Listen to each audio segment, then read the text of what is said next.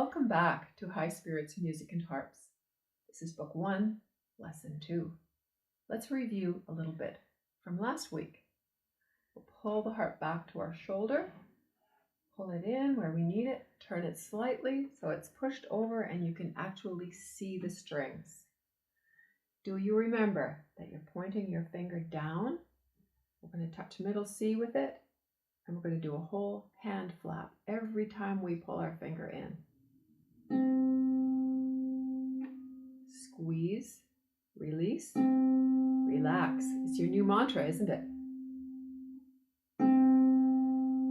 Now I'm sure you've practiced up and down, 2 fingers and all. So let's review with the thumb as well. Place finger 2 on C. Let's put the thumb on E. Squeeze, release, relax the hand. Squeeze, release, relax the hand. I said relax every time, didn't I? And I can tell you I'm going to say it a lot during the journey of learning to play the Celtic harp. Let's try one of the small exercises that we did in Lesson 1. When we go through each exercise, don't even hesitate. Put me on pause and stop me right where you want to practice something, or if you want to repeat something. If I've gone too fast for you, slow me down.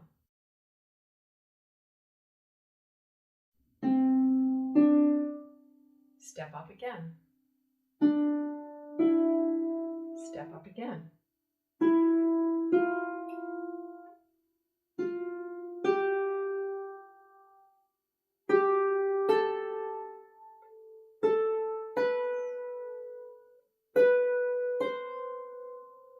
You might feel the harp is more stable if you put the other hand right about here and hold it to your shoulder. The thing you don't want to do is clutch the harp with your arm, either arm. With the right hand, you can gently touch the soundboard, making sure that as you go higher on the strings, your wrist comes up the edge of the soundboard. As you go down the strings, your wrist slides down as well. So it never gets stuck there, and it lifts off from time to time as well. But what you don't want to do, as I said, is clutch the harp and hold it to your body. If you need to pull it in, do it with the other hand. Let's switch hands. Left hand.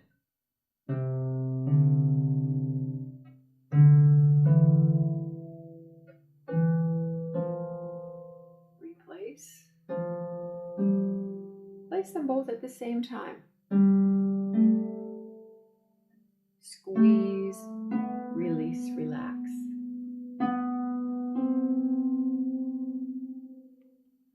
Let's try our second exercise, which was with thirds. So a third, as you recall, is 3 notes. Skip the middle one. Just play the bottom one and the top one. And we're going to squeeze them together. Step up. Step up again.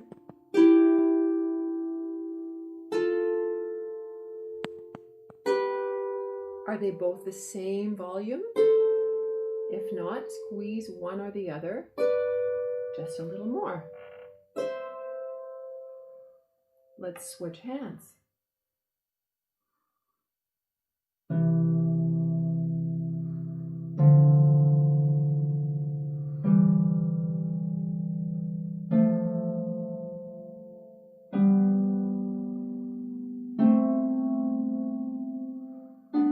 Make sure you finish that whole hand flap and end up each time with your hand closed like this.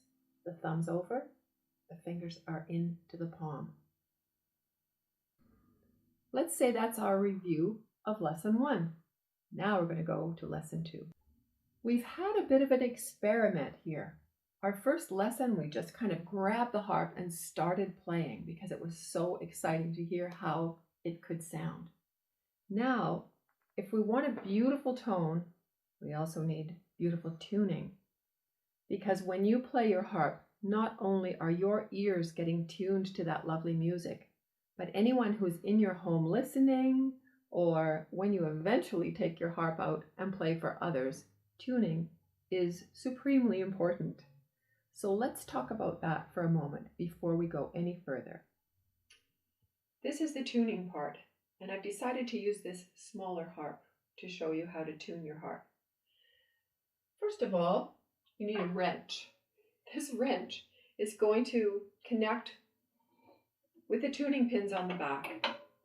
Every harp has its own wrench, so you really mustn't lose it anywhere or leave it behind at another house somewhere, because then you can't tune, and no one will be happy if you're playing out of tune, least of all you.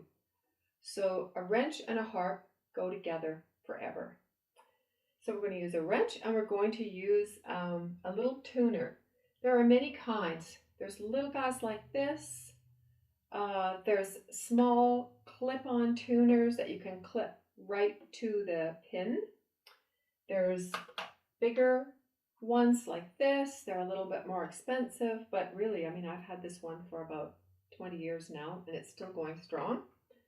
But for today's purposes, I'll use the small, inexpensive tuner, and believe me, the inexpensive ones usually work just as well as the more expensive ones. If you are an adult, you can do this yourself. Or if you're, let's say, 10 or 12 years old and older, it will work. If you are the parent of a child who is learning to play the harp, please learn to tune the harp for them and keep it regularly tuned, because it'll make all the difference in your family. So I'm going to turn it on. This one takes 4 seconds to hold before it comes on. And now you'll see a little light comes on, and what you'll want to notice is in one corner, somewhere or other, there's a note that says 440. That's 440 hertz, and that's concert pitch, 440A. So that's what we tune to. If your harp slips off to another number, like 438, you're tuning everything off kilter, and it won't match with the other instruments. So let's put it back up to 440. Okay? Sometimes you'll find that your harp seems really kind of off, and you might have the previous time tuned it to the wrong number of hertz. So let's get that sorted out right away. The next thing I like to do, which means you don't have to do this if you have a quiet room, but if your room is noisier, there are other sounds, people are talking, the TV's on or something, or you're tuning with other harps in the room especially, you can plug in. So I have this pickup. This is just one of several kinds of pickups, and I clip it on to the back of the harp in one of the sound holes, and then I'll just plug it into my tuner before I start. Then I'm going to start on middle C. So I'll find that C that's in the middle of the harp and sounds this. I'm going to hold the wrench in my right hand. I'm looking down over the top of these pins so that I can see what I'm doing. And then I'm holding the tuner in my left hand, and I'll leave one finger free to pluck the strings. So I'm going to pluck this C and see what happens. And the green light comes on. That's what you want. Having a dial as well as a light really helps. Even if it's digital, it really helps you get accurate. So if this were a little bit flat, for example, I would just tune it up a little bit sharper and watch the dial come up and the green light come on. Now I'm going to do that for every single string on the harp. C is red. You keep going up alphabetically. What you need to watch is that you don't get a little sign beside the C that says C sharp or C flat. Make sure there's neither of those there, and then you add pitch 440. One last little note. If you're just starting with the harp, then the best thing that you can do, as I mentioned in lesson 1, is have a harp that has at least 3 levers per octave. In this case, we have every lever per octave, but you'll notice some of them are raised and the rest are down. So I'm tuning C natural, D natural, E natural, etc. The only string that makes it's very helpful to change that is the B string. So what we'll do is just raise the lever up like this and then tune as usual, F, G, A, and this one will be B and C. Now, sometime in the future, when we come to another song that's not in the key of C, we may want to put this lever down. You'll notice B natural sounds like this, and B flat sounds like this. B natural, B flat. So we have options. That's all I'm saying for now. You know, there is one more thing. This happens sometimes. I'll be tuning my string, and I'm watching on my tuner, and I'm, for some reason, as I tune it, I'm turning and turning, and I don't hear anything changing.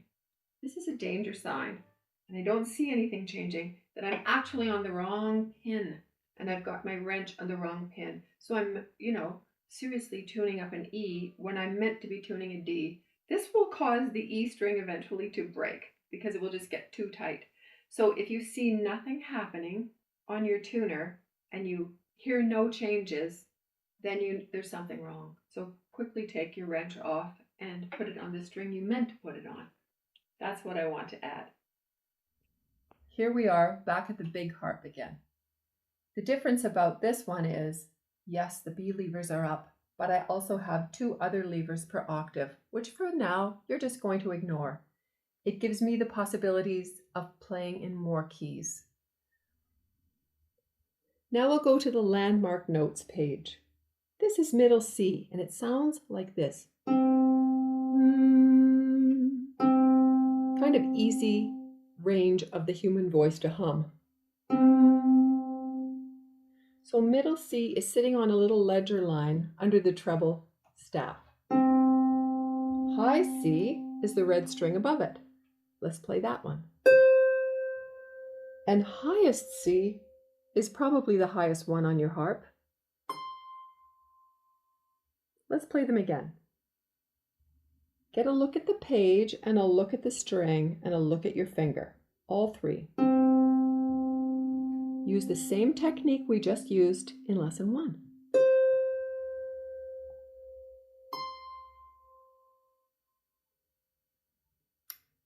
Now we're going to take a look at the bass clef, and we'll just look at the C's. The left hand, which I mentioned last time, plays the low part of the harp, also plays middle C. This is on a little ledger line above the bass staff. You'll see that on your page. Middle C, played by the left. Low C, and if your harp goes down far enough, I'll call this one lowest C. Let's do that once again. Middle C, low C, and lowest C. Now let's take a look at the page. Let's take a close look. Middle C is sitting on this ledger line below the treble staff. High C is 3 spaces up. Highest C is sitting on the second ledger line above the staff. Let's try them all again. Middle, high, highest. Let's play the left hand notes. This middle C is also related to the bass clef. It's on a ledger line sitting above the staff, played by the left. Low C is 3 spaces down, and the lowest C is 2 little ledger lines below the staff. These are things to start looking at and get them into your eye and memorize. Let's take a look at middle C, listen to it, and play it. Now low C and lowest C.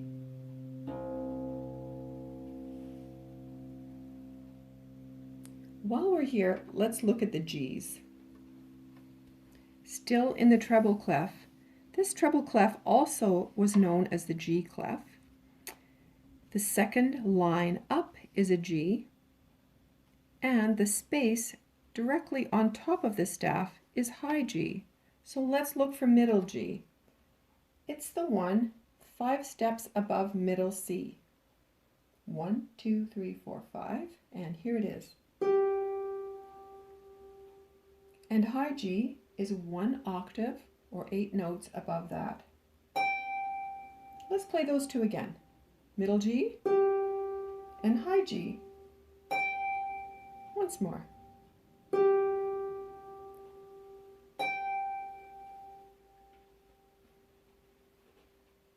In the bass clef, we're going to look for Fs.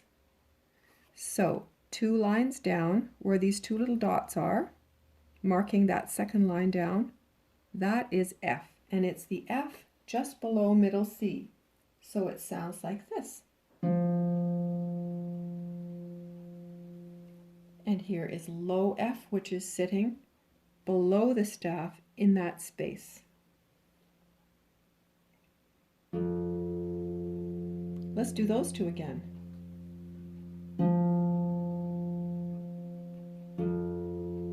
Satisfying. Nice low sound. These are all the notes that we are going to call landmark notes.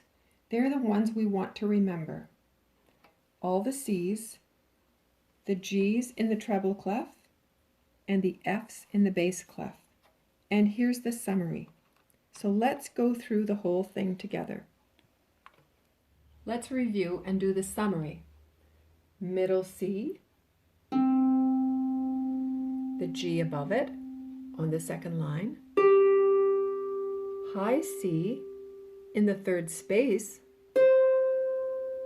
high G above high C, and the highest C way up near the top. Those are all notes played by the right hand. And that's what you're going to get used to in this week.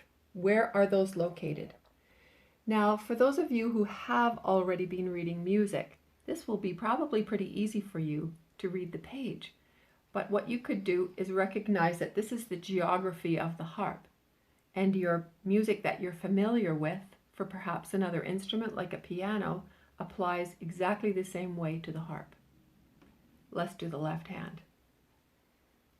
Middle C played by the left hand. It's the same string, but it's just placed in a different spot. It's just above the bass clef on that little ledger line, C. Now we're going to go down 5 notes and we end up with F in the bass clef. That's our landmark. The low C is the third space down. Low F is sitting underneath the staff. And the lowest C 2 ledger lines below.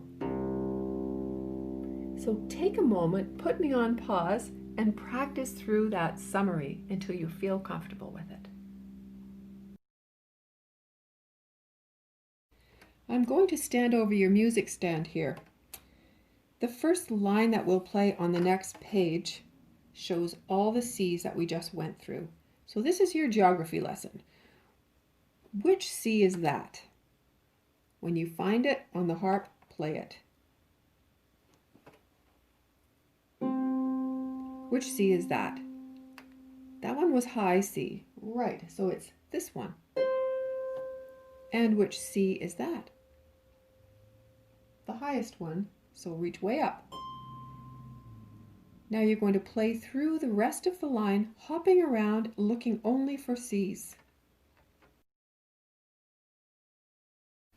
Let's look at the next line for a moment. This line is all only G's. There were just 2 of them, weren't there? There was middle G, so let's find that one. And there's high G. Now you're going to hop through the rest of the line. Be careful, it's not obvious.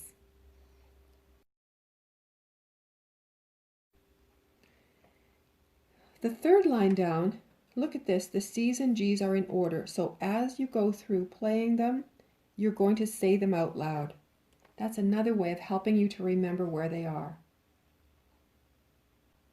When we come to the last line, which I will play together with you in a moment, again we're going to say the note names out loud. This time Still only C's and G's, but they're random order.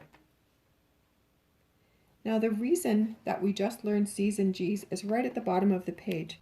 You're going to note all these landmark notes are only a step or a skip away from every other note in the treble clef.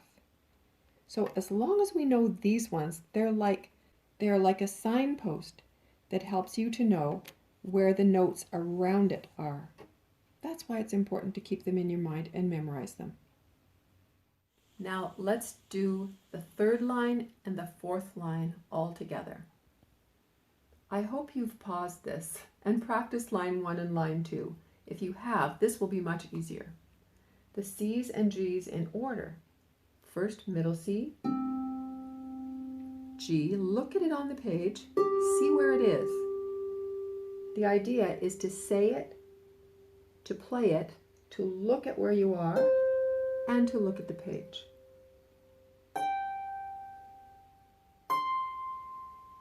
C, G, C, G, C. See how I'm looking back and forth between the page and my hand? It helps if I don't rush. Let's do the last line. If you have a good ear, you can probably memorize this and not even look at the page. But I'm suggesting you're going to strengthen your reading skills by looking at the page too. So first we start with a G. What's the next one? Right, high C. Now our favorite, the one we come home to, middle C. What's the next one? Can you remember that? It's high G. And the next one is an octave below, that second line up, middle G. Hopping back up to high G. Now high C on the third space. There's the highest one, highest C. And way back down to what? Middle C. Last one is, got it, middle G. You see, I'm still using the same technique. Now you're thinking about many more things at once. So all at once you're thinking, nice closing, relax, don't rush, enjoy. Are you still a happy beginner? Now we'll come to the bass clef, the left hand. We're still going to use finger 2, and we're going to play through all the C's. So once again, we'll start with middle C, and then low C, which is 3 spaces down, and lowest C right at the bottom, 2 ledger lines below the staff. Now it's for you to play through the rest of them, hopping around and remembering which one's which. But you know they're all red strings, they're all C's. Once you've done that, don't forget to pause me.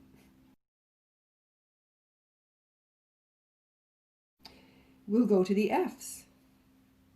There are only 2 F's. The F below middle C, which is on the line with the 2 dots, and the F in the bass, sitting in that space just under the whole staff. Now you're going to hop back and forth between them. So pause and do that next.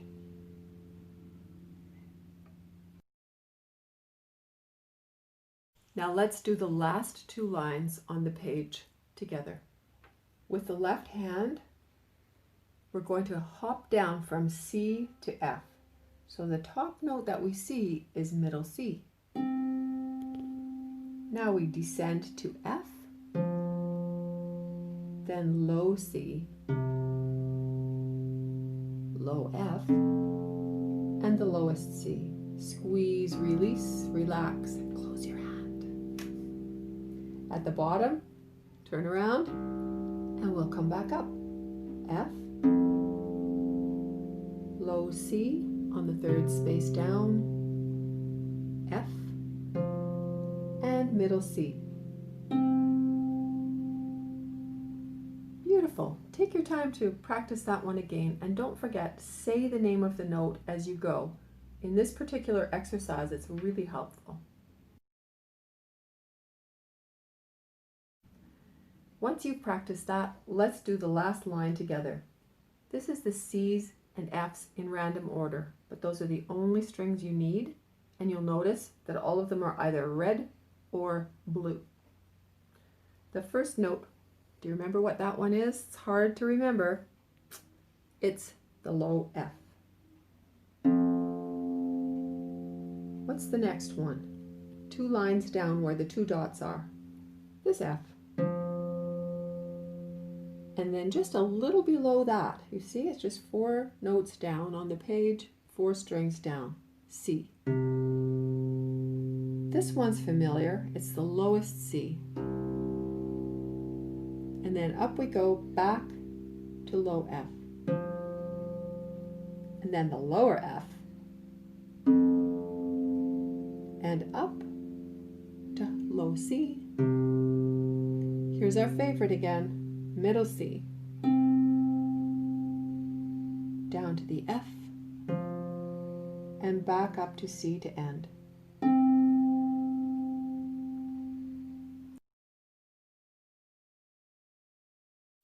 All of these are called landmark notes. In the right hand, it's C's and G's. In the left hand, C's and F's. That is your memory work.